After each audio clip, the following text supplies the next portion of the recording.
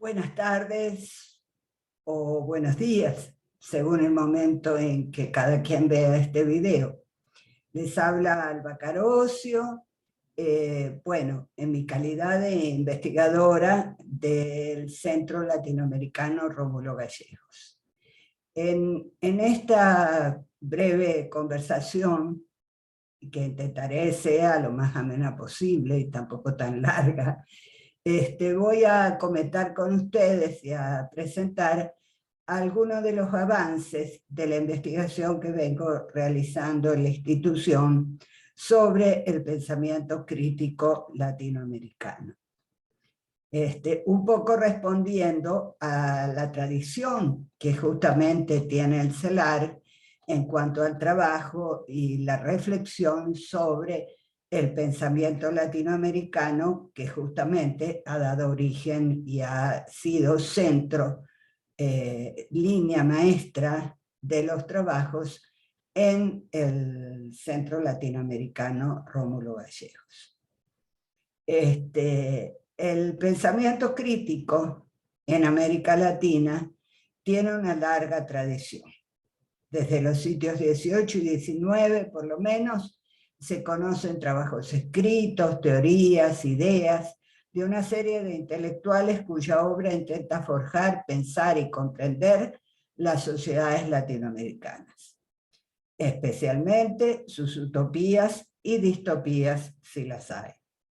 En el siglo XX en particular se reconocerá en esa amplia tradición aquellos intelectuales vinculados a diferentes proyectos de la modernidad y a diversos conceptos de modernización en la región, abordados desde las humanidades, la estética, las ciencias sociales, las ciencias naturales, entre otras aproximaciones.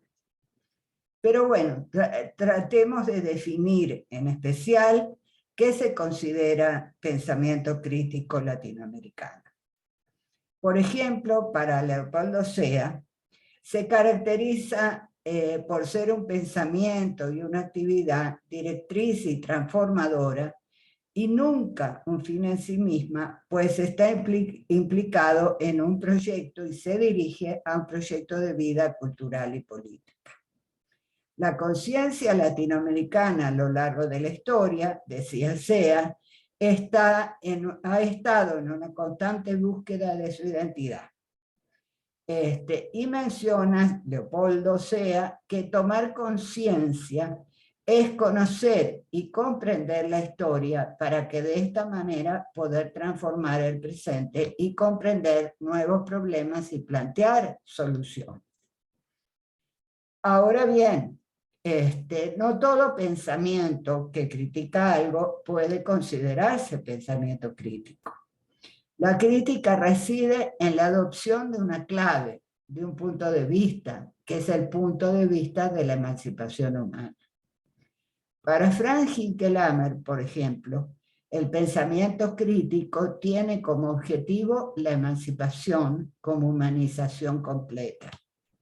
Y el pensamiento crítico se expresa en una ética de la emancipación, en considerar la justicia como orientación del proceso de emancipación y en la relación sujeto-bien común.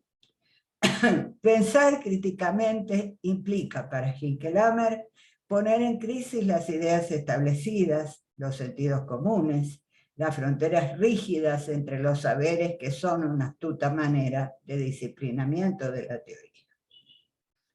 El pensamiento, filosofía e investigación social y humanística en América Latina y el Caribe es también una expresión de una región golpeada por invasiones, por dictaduras y por sucesos que han afectado directamente a sus sociedades. Por lo que pensar críticamente es, en realidad, una connotación característica de las ideas latinoamericanas. El pensamiento crítico latinoamericano busca la raíz de las opresiones en nuestra región. El pensar crítico es así una parte de una actividad cultural que rompe las inercias y se orienta hacia las utopías. Nuestra región tiene una fuerte tradición de pensamiento alternativo, porque la geografía y sobre todo la percepción de una historia y un destino común marcan la impronta de un pensar de ruptura que caracteriza a los pensadores de nuestra región.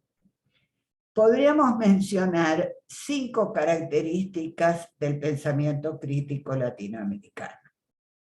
La primera es que se trata de un pensamiento multidisciplinario. La segunda es que tiene una crítica al eurocentrismo, o a lo que llamaríamos el pensamiento colonial. Por lo tanto, el pensamiento crítico latinoamericano es decolonial y se centra en descolonización. En tercer lugar, se parte de América Latina y el Caribe como un lugar de enunciación, es decir, como un lugar a partir del cual se piensa, se elabora, se reflexiona. En cuarto lugar, mencionamos que tiene un propósito emancipador y de transformación social. Y en quinto lugar, que mantiene una relación estrecha entre la producción de conocimientos y los procesos históricos.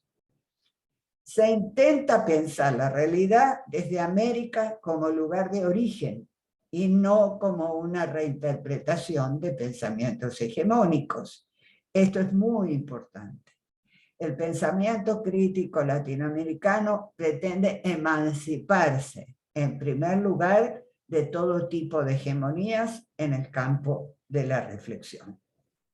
El pensamiento crítico latinoamericano se concibe para recuperar, por una parte, saberes sumergidos, saberes invisibilizados, y por la otra, postular un cambio del paradigma vigente. Así, el pensamiento crítico latinoamericano va a rescatar y a hacer visibles pensamientos tales como los pensamientos feministas enunciados desde la condición de las mujeres, los pensamientos indígenas enunciados desde la condición de pueblos originarios oprimidos, y los pensamientos afrocaribeños y afrolatinos. Carlos Altamirano, por ejemplo, decía, consultado por Claxo para precisar los rasgos centrales que definen el pensamiento crítico, tanto desde el punto de vista de sus temáticas como de sus métodos y perspectivas de análisis, sostiene que el pensamiento crítico pone en cuestión el orden establecido en nombre de los valores de justicia. Y resalta que en América Latina hay una rica tradición que se ha desarrollado en torno a la opresión social y a la dependencia de nuestros países. En esa misma consulta, Carmen Miró, por su parte, indicaba que el pensamiento crítico se opone al pensamiento único neoliberal, al marxismo fosilizado y a las posiciones desarrollistas. Por otra parte, a su vez, Boaventura de Sousa Santos resaltó que la tradición del pensamiento crítico latinoamericano tiene un perfil variado. Incluye la reflexión sobre la naturaleza del capitalismo dependiente, la diferenciación en contra de la modernidad eurocéntrica, la teoría de la dependencia, la descolonización del saber y de poder, la investigación, acción participante, y agregaría yo pensamientos muy alternativos, tales como los feminismos latinoamericanos y la teología de la liberación latinoamericana. En el pensamiento latinoamericano privó una preocupación por la sociedad latinoamericana, por encima de una búsqueda de teorías generales de sociedad y comportamientos colectivos. Se define como un tipo de investigación situada, comprometida, crítica, militante y politizada. La línea transversal e impulsadora del pensamiento latinoamericano es la identidad. América Latina y el Caribe, se piensa y se imagina a sí misma en sus condiciones de posibilidad y ubicación geopolítica. El pensamiento latinoamericano es conciencia latinoamericana con carácter práctico, que responde a necesidades urgentes de la región y al mismo tiempo en la búsqueda de la esencia de lo latinoamericano y caribeño. Ahora bien, la tradición del pensamiento crítico en América Latina no es reciente. Sus orígenes podrían rastrearse hasta los tiempos en que Bartolomé de las Casas, en 1974-1566, y Vasco de Quiroga, 1470-1565, veían en los indios a seres humanos y demandaban ante la corona que se les tratara como tales y se les respetara como pueblos con una historia y una tradición propia. Esto es muy importante. Pueblos con historia y con tradición propia. En su obra, Brevísima relación de la destrucción de las Indias, en 1552, Bartolomé de las Casas describe detalladamente las torturas y destrucción a que fueron sometidos los pueblos originarios, con el consiguiente exterminio ético y la desmesurada ambición de oro de los españoles. Vázquez de Quiroga y Alonso, primer arzobispo de Michoacán, México, conocido y llamado el Tata Vasco entre los indígenas purépechas.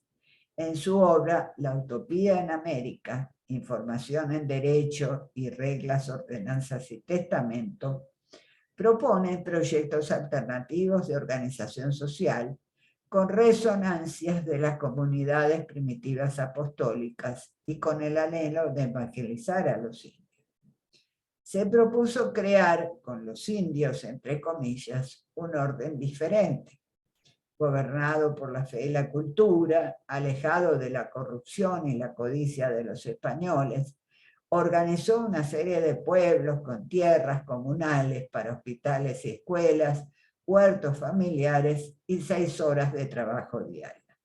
Es decir, ya en ese momento de la colonización y de la más ardua colonización, de la más terrible colonización, ya también existía pensamiento que se revelaba y pensamiento que se relacionaba con la emancipación, ¿no? Con sus limitaciones, por supuesto.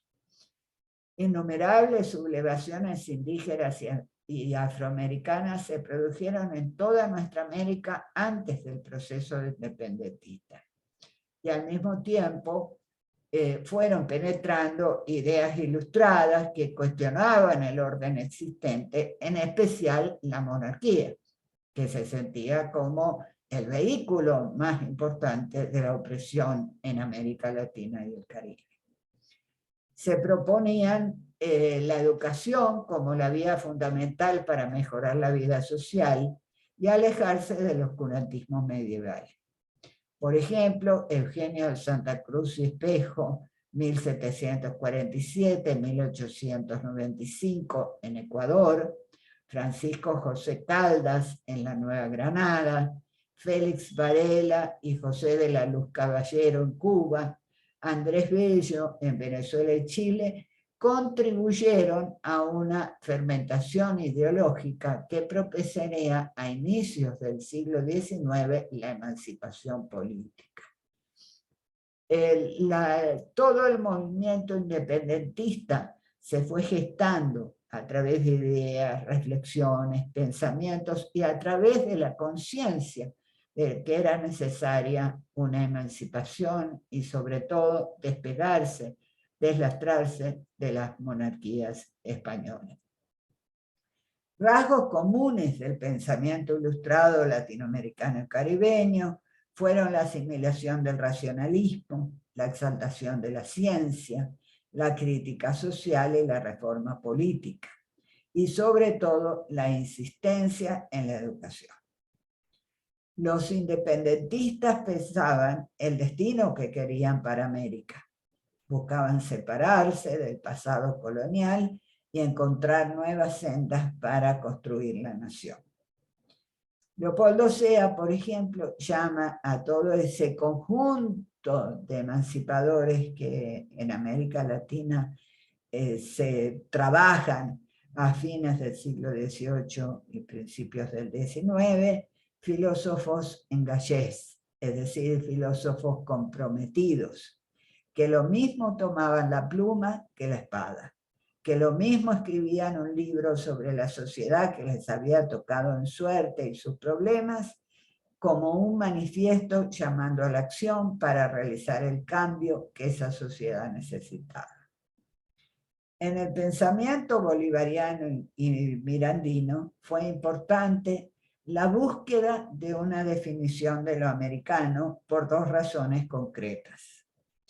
Primero, la necesidad de construir una identidad política y cultural que sea capaz de activar solidaridades hemisféricas en torno al proyecto independentista.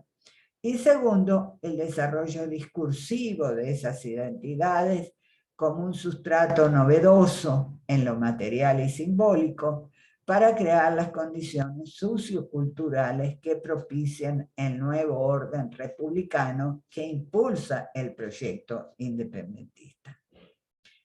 Para nosotros la patria es América, nuestros enemigos los españoles y nuestra enseña la independencia y la libertad, afirma Bolívar en la proclama a la división de Urdaneta el 12 de noviembre de 1814.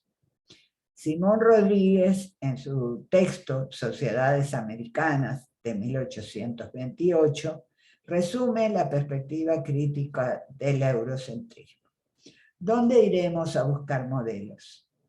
Y se contesta, la América española es original, y original han de ser sus instituciones y su gobierno, y originales los medios de fundar unas y otras.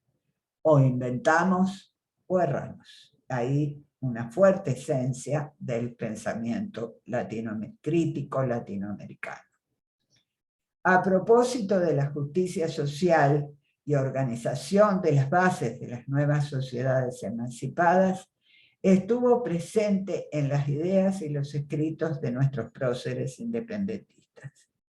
Quizás los dos ejemplos más contundentes de un pensamiento fuertemente igualitarista y con ambiciones revolucionarias son Mariano Moreno y José Gervasio Artigas. Mariano Moreno, por ejemplo, sostenía, leo textualmente, la libertad de los pueblos no consiste en palabras, ni debe existir en los papeles solamente.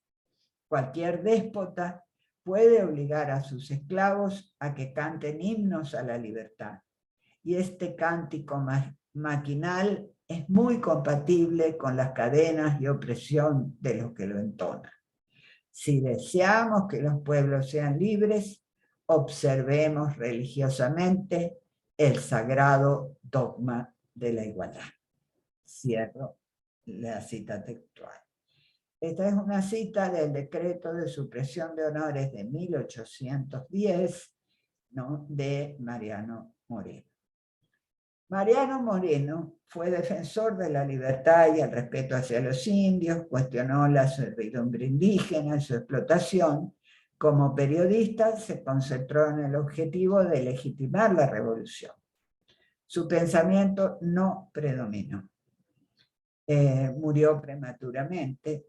Se presume que podía haber sido asesinado en el trayecto en un barco hacia Inglaterra, apenas un año después de establecida la primera junta de gobierno independiente a la que había renunciado. O sea, el pensamiento igualitarista en su esencia más rebelde fue prontamente acallado. Por su parte, José Gervasio Artigas pretendió dar prioridad a las transformaciones sociales necesarias para mejorar la vida de los pueblos. En 1815 realizó la primera reforma agraria de América Latina con su reglamento provisorio de la provincia oriental para el fomento de la campaña y seguridad de sus hacendados, que fue una necesidad para el desarrollo económico y la justicia social. Tenía el enfoque de la tierra como un bien social y para el bien colectivo. En el reglamento se especificaba que los más infelices serían los más privilegiados. Artigas sostenía que los negros libres, los zambos, los criollos y los criollos pobres, todos podrían recibir tierras, si con su trabajo y hombría de bien propenden a su felicidad y a la de su provincia. Este reglamento solo se aplicó 6 meses. En 1906 comenzó la invasión portuguesa. En 1920 Artigas fue derrotado militarmente por los portugueses y se marchó al exilio en Paraguay, donde murió. De nuestro país, de toda la enorme gesta y el enorme pensamiento bolivariano, no voy a tomar ni referirme porque, por supuesto, es profundamente conocido en nuestra región. El pensamiento de los proyectos nacionales en la etapa posterior a la independencia, la tarea prioritaria fue la organización de los nuevos estados. La emancipación política alcanzada por los libertadores trajo también enfrentamientos y guerras clandestinas. Frente al fracturamiento que debían construirse naciones unificadas. Y para lograrse debería cumplirse la tarea de la emancipación mental, como lo afirmó Andrés Bello, quien entendía la emancipación cultural como resultado de la integración continental. Se proponía delinear un nacionalismo cultural que afirmara la identidad de Hispanoamérica, buscando la originalidad y autenticidad de su cultura frente a la cultura universal. Lograda la independencia política y jurídica del dominio colonial español, se entraba una segunda fase más profundamente liberadora, que se concebía como una segunda independencia o emancipación mental e incluía una cultura cívica autónoma diferenciada de la herencia española colonial. Se abre así un periodo que Roberto Fernández de Retamar denominó Diseñando la Patria del Criollo, que planteaba la construcción nacional como versiones localizadas de los países europeos considerados desarrollados. La idea principal de esta etapa se expresa en el libro de Domingo Faustino Sarmiento, Civilización o Barbarie, que es de 1845, como pareja conceptual antagónico que plantea un programa político para las nuevas naciones y la región. Se incluyen en la búsqueda de orientar un programa nacional. El venezolano Andrés Bello, los argentinos Esteban Echeverría, Domingo Faustino Sarmiento y Juan Bautista Alberdi, los chilenos Francisco Bilbao y José Victorino Latarri. Para Bello, por ejemplo, somos más occidentales que los occidentales europeos, Bello expresó. Comparemos a la Europa y a nuestra afortunada América con los sombríos imperios de Asia o con las hordas africanas en que el hombre es apenas superior a los brutos. En el discurso pronunciado en la Universidad de Chile en 1843. Las ideas de don Andrés Bello apuntan hacia un constante progreso en los órdenes institucional, político, educacional para ser mejores países. La educación del pueblo constituye un factor fundamental para la construcción de las repúblicas. Solo la educación puede transformar al individuo en ciudadano y solo los ciudadanos pueden sostener las repúblicas. La educación pública debe tener una atención preferente del Estado. Hay toda una insistencia en la etapa de constitución de las naciones, en el momento en que se ganan las guerras de la independencia y se establecen las naciones, la importancia de la educación para extender, ¿no? Y también para homogeneizar el pensamiento de los que van a conformar las nuevas naciones. Sarmiento, a su vez, plantea la lucha entre civilización y barbarie como contraposición de fuerzas, ¿no?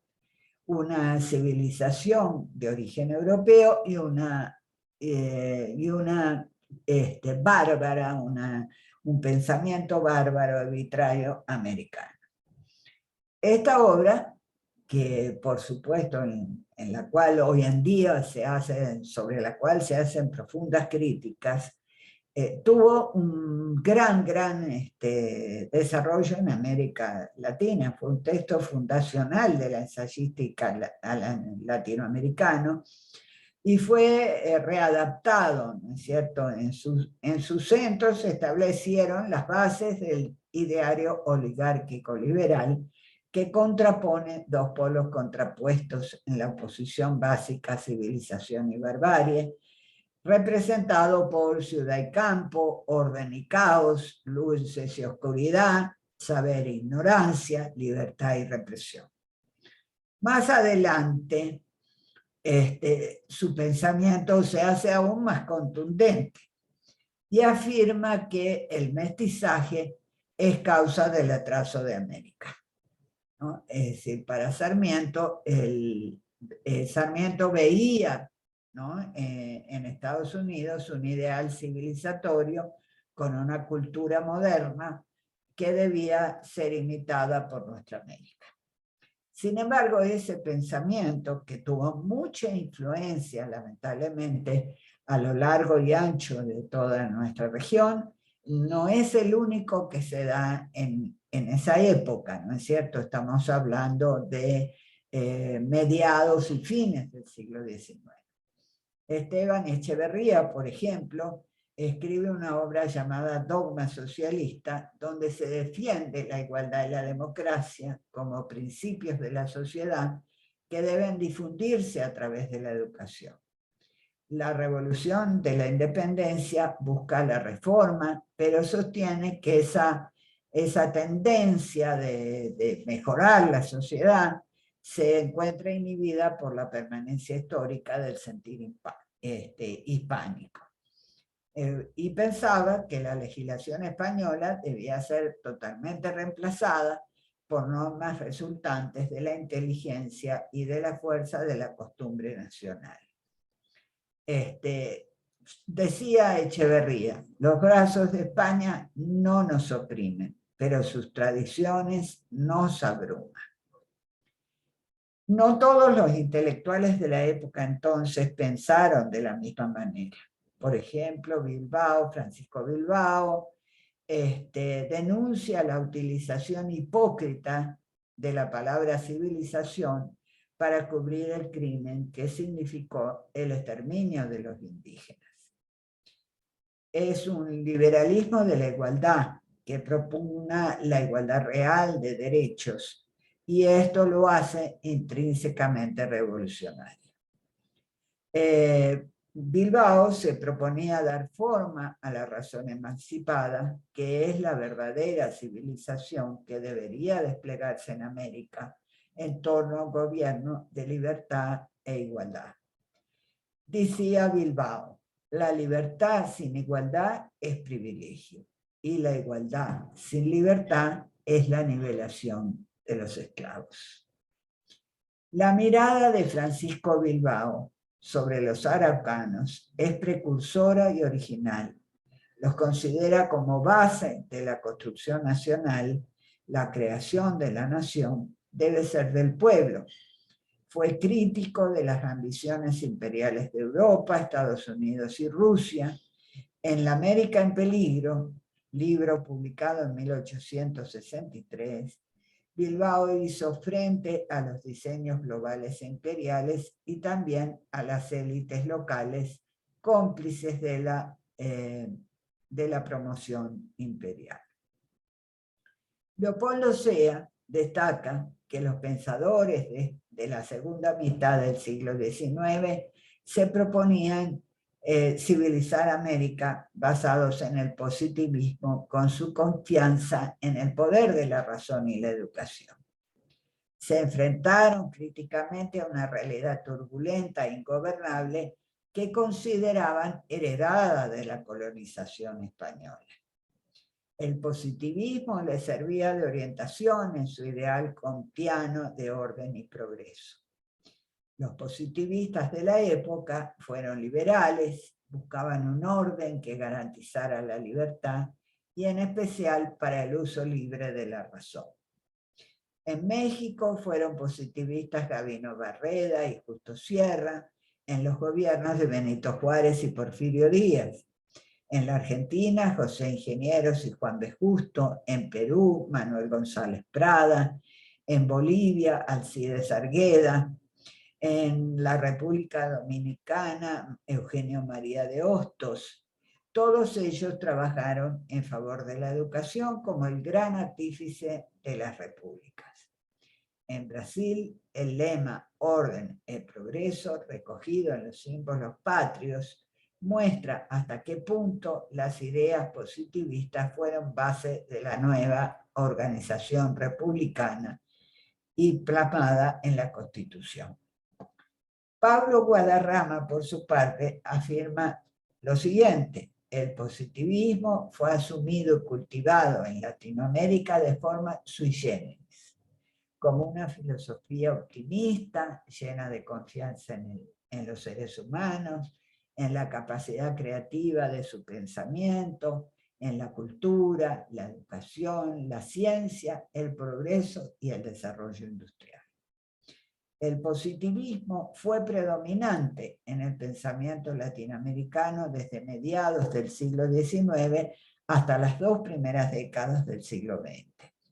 Desde su posición racionalista se ocupó de la organización nacional, buscaba modernizar y hacer progresar a las nacientes naciones, deslastrándolas de concepciones religiosas. También en la segunda mitad del siglo XIX se desarrollaron en nuestra América ideas y experiencias concretas, utopistas con continuidades, rupturas y desplazamientos del socialismo, del anarquismo, del positivismo, idealismo y latinoamericanismo. El socialismo utópico se difundió junto con el romanticismo y con mucha relación con la formación de las nuevas sociedades.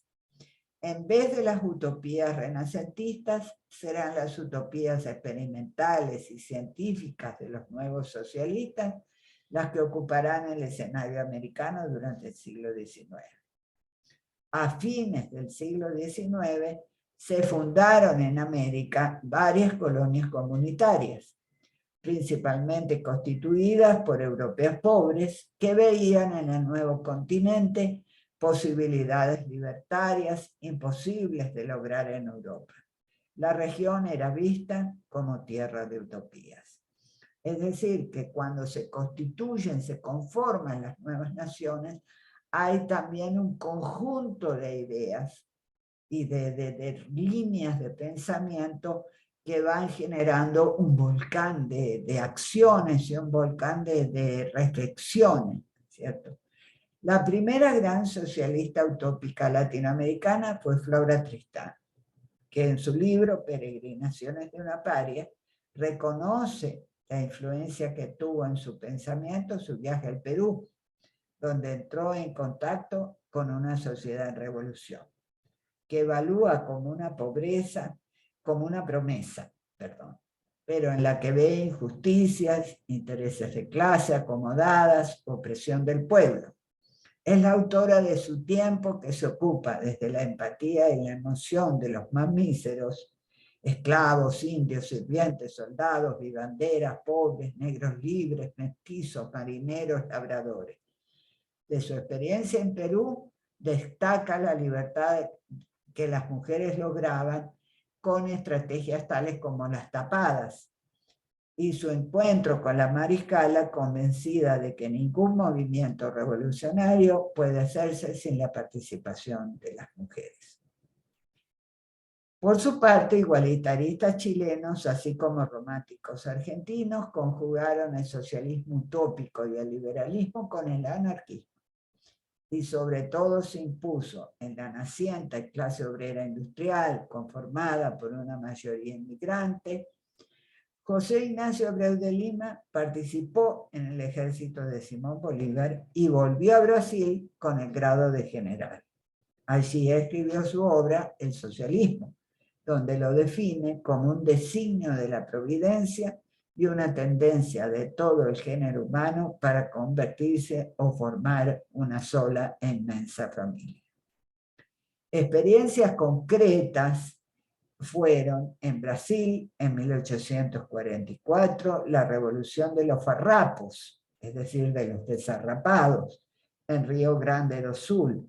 En 1890 la rebelión de los canudos que fundan una ciudad santa destruida por el ejército en 1897.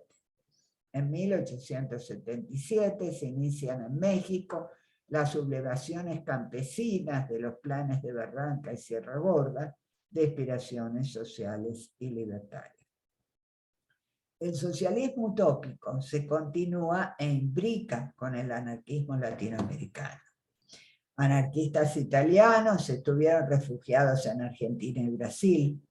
Enrico Malatesta, Piero Gori y Giovanni Rossi, quien instaló la colonia socialista Cecilia en Palmeira, Brasil en 1890, que duró 4 años debido a la escasez de medios y resultados económicos. Los movimientos anarquistas fueron los primeros en unir la lucha proletaria con las ideas feministas, como parte de los cambios sociales. En 1896, Virginia Bolten funda en Buenos Aires el periódico La Voz de la Mujer, cuyo lema fue ni Dios, ni patrón, ni marido. Los anarquistas tuvieron una importancia definitiva en la creación del movimiento obrero latinoamericano y de la organización del campesinado. Ricardo Flores Magón y sus hermanos Jesús Enrique fundaron el periódico Regeneración, cuyas ideas fueron precursoras y tuvieron gran influencia en la Revolución Mexicana.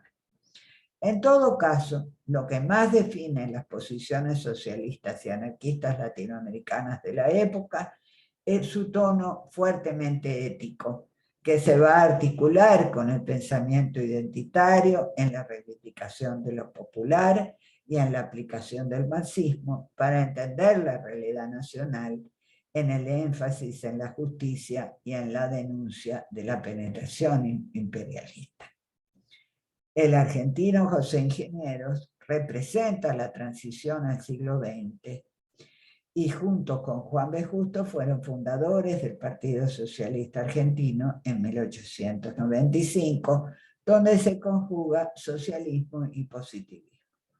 Consideran que el cambio social se fundamenta en minorías activas que luchan con las armas de la ciencia y de la razón contra los defensores de la opresión. También en esta línea hay un proyecto civilizador y modernizador para los pueblos de América Latina.